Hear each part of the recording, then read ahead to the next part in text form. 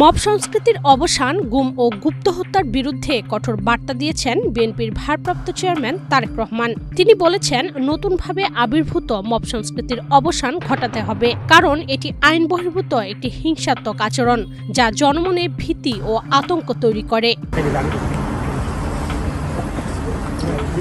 আজ 1 সেপ্টেম্বর বাংলাদেশ জাতীয়তাবাদী দল বিএনপির ৪৭তম প্রতিষ্ঠা বার্ষিকী। এ উপলক্ষে দলীয় নেতাকর্মী ও দেশবাসীর উদ্দেশ্যে দেওয়া শুভেচ্ছা বার্তায় তিনি আরও বলেন, গুম, গুপ্ত হত্যা, নারী ও শিশুদের উপর পৈশাচিকতার পুনরাবৃত্তি চাই না।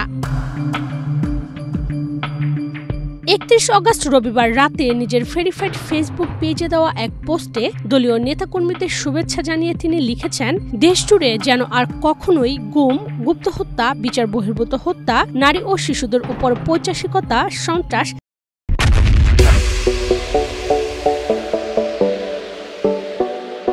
চাঁদাবাজি, দুর্নীতি, টাকা পাচারের মতো ঘৃণ্য বিভীষিকার পুনরাবৃত্তি না হয়।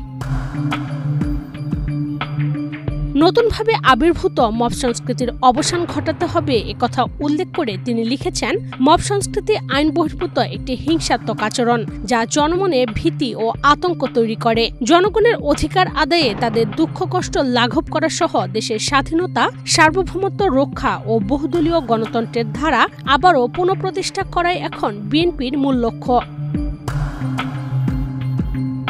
এছাড়াও বিএনপির শাসনামলে দেশীয় অর্থনীতির শক্ত ভিত্তির ওপর দাঁড়াতে শুরু করে উল্লেখ করে তারেক রহমান লিখেছেন, গণতন্ত্র সমুন্নত ও অর্থনৈতিক সমৃদ্ধির জন্য বিএনপির সরকারের উদ্যম ও উদ্যোগের ফলশ্রুতিতে দেশে আর দুর্ভিক্ষ স্পর্শ করেনি। মানুষ আর্থিক দুরবস্থা কাটিয়ে উঠতে সক্ষম হতে থাকে।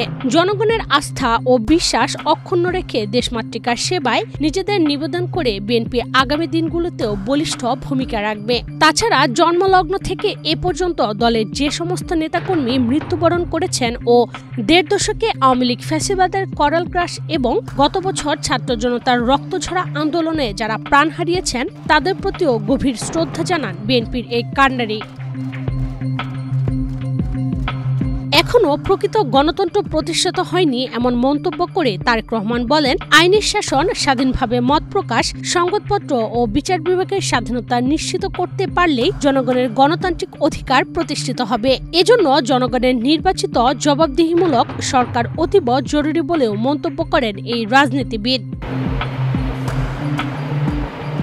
নির্বাচন প্রসঙ্গ টেনে তিনি বলেন, গত ১.৫ যুগব্যাপী গণতন্ত্র পুনরুদ্ধারের আন্দোলনে শহীদদের আত্মদান সার্থক হবে যদি আমরা অবাধ ও সুষ্ঠু নির্বাচন, সুশাসন ও ন্যায় বিচার নিশ্চিত করতে পারি। সামগ্রিকভাবে বাংলাদেশে বারবার গণতন্ত্র পুনরুদ্ধার করে এর চর্চা ও বিকাশ সহ দেশের উন্নয়ন অগ্রযাত্রায় অগ্রণী ভূমিকা পালনের জন্য বিএনপি আজ সমাধিক জনপ্রিয় রাজনৈতিক দলে পরিণত হয়েছে। জাতির সকল সংকটময় সময়ে বিএনপির জীবনযুদ্ধে টিকে থাকার কারণেই ঐতিহাসিক সাফল্যগুলো অর্জন করতে সক্ষম হয়েছে বলেও মনে করেন তারেক রহমান। ইশরাত চৈতি, বাংলাদেশ প্রতিদিন।